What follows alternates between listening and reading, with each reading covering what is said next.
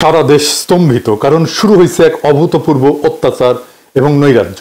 এই অত্যাচার আর নৈরাজ্য সারা দেশ আগে কখনো দেখেনি। আওয়ামী লীগের সন্ত্রাসীদের স্টাইলে এবার যুব দলের সন্ত্রাসীদের হাতে 28 অক্টোবর স্টাইলে খুন হইল এক ব্যবসায়ী। পাথর দিয়া বিপুল জিঘাংসা নিয়া থেতলে দিছে সেই ব্যবসায়ীর শরীর। সমকালের প্রতিবেদনে বলা হয়েছে, নিহত সোহাগের কাছে কিছুদিন ধরে ব্যবসার অর্ধেক ভাগ দাবি করে আসতেছিল স্থানীয় যুবদল নেতা পরিচয় দেওয়া মাহিন। সোহাগ তাতে রাজি হয়নি। এই নিয়ে তাকে হুমকি ধামকি দেওয়া হয়। হত্যার আগের দিন তার গুদামে গুলিও চালানো হয়। সারা দেশে লুটতরা চাঁদাবাজিতে কোন কোন দলের লোকেরা যুক্ত আমরা জানি।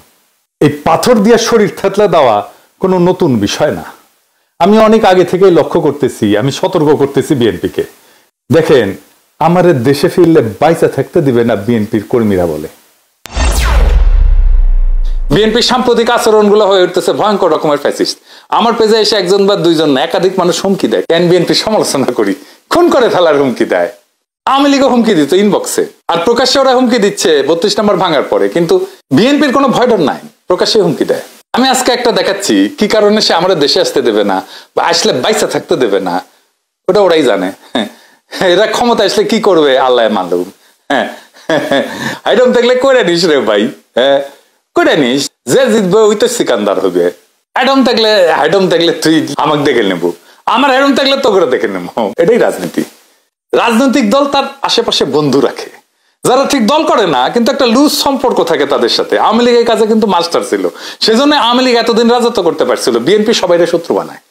এদের কর্মীদের রাজনৈতিক শিক্ষা এতই দুর্বল, এরা যখন দাবরানির উপরে থাকে তখন কেসো হইয়া থাকে, আর যখন ক্ষমতার গন্ধ পায় তখন নেকড়ে হইয়া ওঠে। যাই হোক, এগুলো নিয়ে আলাপ করবো পরে, নির্বাচন আসুক, ক্যাম্পেইন করে দেবো, দেখাই দেবো জনগণকে কাদের ভোট দিতেছেন। দেখেন কিছুই হবে না হয়তো, কিন্তু আমি খায় না খায় কন্টেন্ট বানাবো। শুধু আমার যে গালিগুলো দিছে বিএনপির কর্মীরা, সেগুলো কম্পাইল করলে না 10টা এপিসোড হয়ে যাবে। আমার এই যদি মাইরা ফেলাইতে চায় তাহলে তো একজন সাধারণ ব্যবসায়ীকে থেতলাইয়া দেবেই। গতকালকের ভিডিওতে একজন বলতেছে বিএনপির কর্মী যে আমি হিন্দু, তাই বাংলাদেশে আমি অশান্তি লাগাই দিতে চাই মুসলমানদের মধ্যে। চিন্তা করেন, এইটা যদি বিএনপির একজন কর্মীর রাজনৈতিক চিন্তা হয়, সেই বিএনপি দেশকে কি দেবে? আমার আর ইলিয়াসের ছবিতে যদি জুতা মারতে পারে, তাহলে একজন সাধারণ মানুষকে খুন করতে তো সমস্যা হবেই না। আমাদের বলে মালাউন, বিএনপির কর্মীরা গালি দেয় মালাউন বইলা। তো এই দল আগামীর বাংলাদেশে নেতৃত্ব দিতে পারবে না। আজ বাংলাদেশে মিছিল হয়, টিনের সালে কাউয়া, তারেক জিয়া সাউয়া। শুনেন,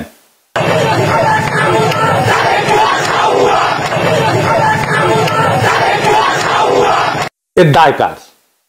চান্দাবাজদের নাকি বিএনপির অনলাইন ইনফ্লুয়েন্সারদের? আসেন সেটা একটু বুঝে দেখি। এর দায় ক্যাটাগরিক্যালি কয়েকজনের।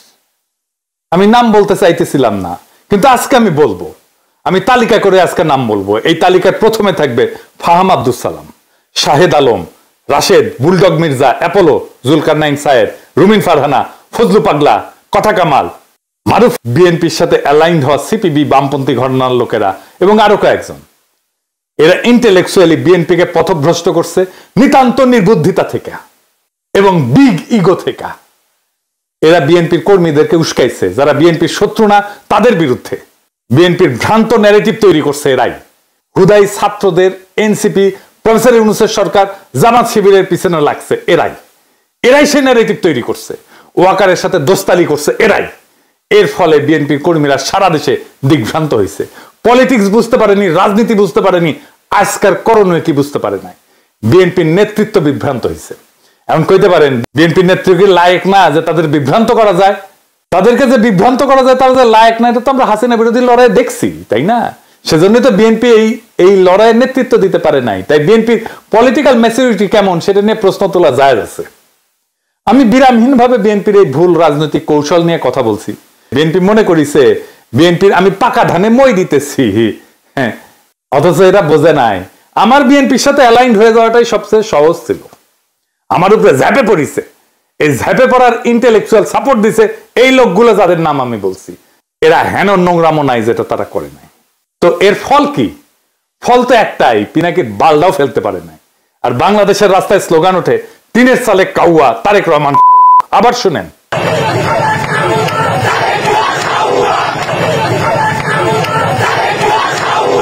দুইবার শুনাইলাম। যে তারেক রহমানের বীরের বেশে দেশে ফেরার কথা ছিল, সেই তারেক রহমানকে এই জায়গায় নামায় আনার দায় এই লোকগুলার। 2 দিন আগে এরা আমার পিছে লাগিয়েছিল দল বেঁধে একটা ছবি নিয়ে, এই যে ছবিটা নিয়ে একটার পর একটা ভিডিও বানাইতেছে। ওই ভিডিও দিয়ে নাকি আমাকে চর মারিছে ভার্চুয়ালি। হ্যাঁ, আরে নেতারা যে টেকে না এই ছেলেটার দিকে, সেটা তো মিছা না। ক্যামেরার চোখ তো ভুল দেখে নাই। ওই ক্রেসে দাঁড়ানো ছেলেটা নিজে এসেও যদি বলে, তাও আমার দেখাটা মিথ্যা না। আমার সেই সমালোচনা নিতে পারে নাই, তাই লানত পড়িছে। আজকে রাজপথে স্লোগান উঠেছে তারেক রহমান। ইডেনে ছাত্র দলকে হল ছাড়ার আলটিমেটাম দিছে। এই ইডেন থেকে ছাত্রলীগ আর আওয়ামী লীগ বিতাড়নের শুরুটা শুরু হয়েছিল, মনে আছে না? আমি যে সমালোচনা করেছিলাম সেই ছবিতে বুড়া নেতারা একজন আহতের দিকে না তাকায় নিজেরা গল্প করতেছিল, সেই সমালোচনা তারা নিতে পারে নাই। আর আজ তারা লজ্জায় মুখ দেখাতে পারতেছে না। দুর্বিনীত বর্বর মধুলবীদের দলে ভিড়ায় এক সময় সহযোদ্ধাদের উপরে জিঘাংসে নিয়ে যারা ঝাঁপায় পড়ে, তাদের উপরে এভাবেই খোদা লানত পড়ে।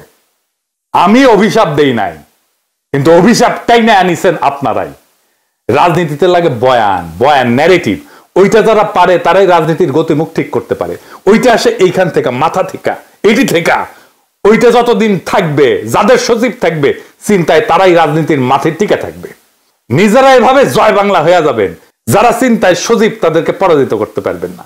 এই সরল সত্যটা মাথায় রেখেন এখন থেকে। বিএনপির এই দশা কারা করলো, কিভাবে করলো এবং কেনই বা করলো, আসেন এটা একটু বুঝে দেখি। ওয়াকার আর তার পাশ পোষা ডিজিএফআই এর প্ল্যান এটা। বিএনপি যখনই ইন্ডিয়ার খপ্পর থেকে বাইরে হয়েছে, তখনই বিএনপির চান্দাবাজ দুর্বৃত্ত অংশকে আশকারা দিয়ে মাঠে নামাইছে ডিজিএফআই। তাদের ইন্টেলেকচুয়াল সাপোর্ট দিছে বিরানি আলম, কচুঘাটি সহ অনেকেই, যারা বাংলাদেশে অ্যান্টি হাসিনা অ্যান্টি ফ্যাসিস্ট রাজনীতিক বুক দিয়ে আগলায় রাখতে পারে, তাদের বিরুদ্ধে ক্যাম্পেইন শুরু করছে এরা। এই কচুঘাটি জুলকার নাইন সায়ের যা বলবে মনে করবেন এটা ওয়াকারের কথা, এটা ডিজিএফআই এর কথা। ও ডিজিএফআই থেকে মাসোহারা পায়। তারেক রহমান আর প্রফেসর ইউনূসের মিটিং হওয়ার পর আমি বলছিলাম ইন্ডিয়া আপাতত পরাজিত হয়েছে, কিন্তু ওয়াকার নতুন প্ল্যান নিয়ে মাঠে নামবে, মনে আছে না? ডিজিএফআই এর লক্ষ্যই ছিল বিএনপির বেপরোয়া অংশকে দিয়া এমন অবস্থা তৈরি করা যেন বিএনপি ঘৃণিত রাজনৈতিক শক্তিতে পরিণত হয়। ঠিক রাস্তায় আগাইছে। তাদের প্ল্যান পরিকল্পনা সফল কইরা দিছে এই কচুখেতিরা, এই বিরানি আলমেরা। এমনই প্ল্যান করছে ডিজিএফআই যেন বিএনপিকে একেবারে ধ্বংস করে দেওয়া যায়। আমরা যারা বিএনপির এই পতনকে দেশের বিপদ হিসেবে আইডেন্টিফাই করছিলাম, যখন বিএনপিকে অবধারিত পতন থেকে রক্ষার চেষ্টা করছিলাম, বিএনপির সমালোচনা শুরু করছিলাম, তখন এই চিহ্নিত শয়তানগুলা আমাদের শত্রু হিসেবে চিহ্নিত করছিল, আমাদেরকে পরিচয় করাই দিয়েছিল বিএনপির কর্মীদের সামনে যে এরা বিএনপির শত্রু। এরা একে একে আমাদের কণ্ঠরোধ করার জন্য এমন কিছু নাই যা করে নাই। খুঁজে দেখলে আজকের পাথর দিয়া ক্যামেরার সামনে হত্যাকাণ্ডটাও ডিজিএফআই প্রযোজিত বলে জানা যাবে বলে আমার অনুমান। বিএনপির নেতা কর্মীদের বলি, আপনারা কি ডিজিএফআই এর গ্র্যান্ড ডিজাইনটা বুঝতে পারতেছেন? প্রশ্ন করেন, কে তাদের এই সাহস দিছে এইভাবে খুন করা যায়? কে খুনের সময় ক্যামেরা নিখুঁত ভাবে ভিডিও করলো? চান্দা নেতা খুন করে একরকম, কিন্তু বিভৎস ভাবে খুনের স্পেকটাকল কার পরিকল্পনায়? অবাক লাগে না? যেন ক্যামেরাম্যান জানতো এই ঘটনা ঘটবেই তার সামনে। নিখুঁত অ্যাঙ্গেল থেকে ভিডিও। বিরানি আলম আর কচুখেতিকে জিজ্ঞাসা করেন কেন তারা এইভাবে বিএনপির ক্ষতি করতে মরিয়া হয়েছিল। পিনাকি, ইলিয়াস, কনক এরা তো বিএনপির শত্রু না, শত্রু ছিল না। কেন তারা পিনাকি ইলিয়াসের পিছনে লাগিয়েছিল? তারা প্রচার করছে না বিএনপিকে আমরা ক্ষমতায় আসতে দিতে চাই না। বিএনপি এখন ক্ষমতায় আসতে পারবে কি মনে হয়? প্রফেসর ইউনূসের সরকারের আইন শৃঙ্খলা রক্ষার ব্যর্থতার কথা বলতেছিল। আরে বেকুবের বাচ্চা, ম্যাজিস্ট্রেসি পাওয়ার নিয়ে মাঠে কি আর্মি নাই, ওয়াকারের লোক নাই? তারা কি লাইতেছে? প্রথম আলোর সামনে তো ঠিকই আর্মি দিয়া গরু জবাই ঠেকাইতে গেছিল আর্মি। এই হত্যাকাণ্ড ঠেকাইতে পারে নাই কেন? চান্দাবাজ চান্দাবাজ কইয়া মুখে ফেনা তুলে ফেলছে। সাধারণ পাবলিককে পিটাইতেছে না আর্মি? পাছার মধ্যে পিটাইতেছে না? পাছা লাল কইরা দিতেছে না? আর্মি চান্দাবাজ ধরে পিটাইছে? একটাও পিটাইছে দেখান? করে নাই, করে নাই, কারণ এইগুলা ওয়াকার পালে।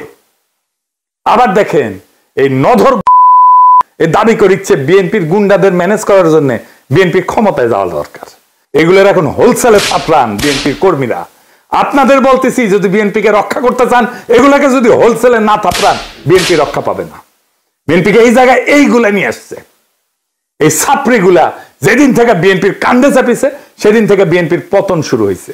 বিএনপির নেতাকর্মীদের এখন কি করণীয়? এইটা বিএনপির জন্য একটা ওয়েক আপ কল। বিএনপির কই আওয়ামী লীগের রাজনীতি করা বাদ দেন। ওয়াকার যে আপনাদের মারবে সেটা বিশ্বাস করেন এখন। ইন্ডিয়ার হাত ধরতে যায় না, আব্দুল নূর তুষারদের হিরো বানান না, রুমিন আর ফজা পাগলারে বহিষ্কার করেন যদি বাঁচতে চান। আর কর্মীদের বলেন ছাত্রী আর কচু খেতিদের বয়ান দিয়া প্রভাবিত না হইতে। আর যা যা করছেন এতদিন এক সময়ের সহযোদ্ধাদের সাথে, তার জন্য পাবলিকের কাছে ক্ষমা চান, আমাদের কাছে ক্ষমা চাইতে হবে না। এনসিপি আর জামাত শিবিরের পিছে লাগা বন্ধ করেন, প্রফেসর ইউনূসের সরকারের পিছে লাগা বন্ধ করেন। এখনো টাইম আছে, আপনাদের ফিরে আসার সম্ভাবনা আছে। রাজনীতিটা করেন, কিভাবে করতে হবে রাজনীতি নিজে না বুঝলে আলাপ করেন, সাহায্য করব, পরামর্শ দিব। 2 সপ্তাহের মধ্যে পরিস্থিতি ঘুরে দেওয়া যাবে যদি কথা শুনেন আমাদের। আমার কথা শুনলে যে ফায়দা আছে তার প্রমাণ হইতেছে পিনাকিরে তো হুতাই দিতে চাইছিল আপনার দলের চাপড়িরাই। ও আকার আর কচু খেতিদের সাথে মিলা পারছে, পারে নাই। তাই কইতেছি সিচুয়েশন কেমনে পাল্টাইতে হয় সেটার জন্য গুরু না মানেন, পরামর্শ নিলে ক্ষতি নাই। আর জামাত শিবির এনসিপি কে বলি, চান্দাবাজদের বিরুদ্ধে কথা বলেন, অসুবিধা নাই, কিন্তু বিএনপিকে দল হিসেবে, তারেক রহমানকে রাজনৈতিক নেতা হিসেবে আক্রমণ করেন না। এতে দেশের উপকার হবে না। বিএনপি মানে চান্দাবাজ না, বিএনপি মানে জিয়াউর রহমান, বিএনপি মানে খালেদা জিয়া, বিএনপি মানে আমাদের anti Baksal pioneer political platform. সেটা ধ্বংস হইলে বাংলাদেশ বিপদে পড়বে। বিএনপি আমাদের শত্রু না, বিএনপি আমাদের বন্ধু সহযোদ্ধা। তার উপরে অভিমান হইতে পারে, কিন্তু ঘৃণা করা চলে না। রাজনৈতিক বিভ্রান্তি থাকতেই পারে, কিন্তু বিভেদ ডেকে আনা যাবে না। বিএনপি এই জাতির স্বতন্ত্র চেতনার এক অবিচ্ছেদ্য অধ্যায়। তারেক রহমান ভুল করতে পারেন, কিন্তু বিএনপিকে পুঙ্খানুপুঙ্খভাবে বাতিল করা মানে এদেশের গণতান্ত্রিক ধারাকে দুর্বল করা, এদেশের ফ্যাসিবাদ বিরোধী, ভারতীয় আগ্রাসন বিরোধী লড়াইকে দুর্বল করা। আমাদের শত্রু কিন্তু একটাই, ভারত সমর্থিত হাসিনার ফ্যাসিবাদ। সে জায়গায় দাঁড়ায় আমরা যদি নিজেদের ঘরে আগুন লাগাই, তবে মুক্তি আসবে না বাংলাদেশের মানুষের, আসবে বিভ্রান্তি আর ধ্বংস। তাই সমালোচনা করেন, সংশোধনের ডাক দেন, কিন্তু ধ্বংস ডেকে আনেন না। কারণ আমরা সবাই একই ঐক্যতানে বাঁধা, একই বিপ্লবের সৈনিক। এই সত্যটা ভুলেন না। এই সত্য ভুললে বিপ্লবকে রক্ষা করতে পারবেন না। বিপ্লবকে রক্ষা করাই আমাদের প্রথম কর্তব্য। ইনকিলাব জিন্দাবাদ।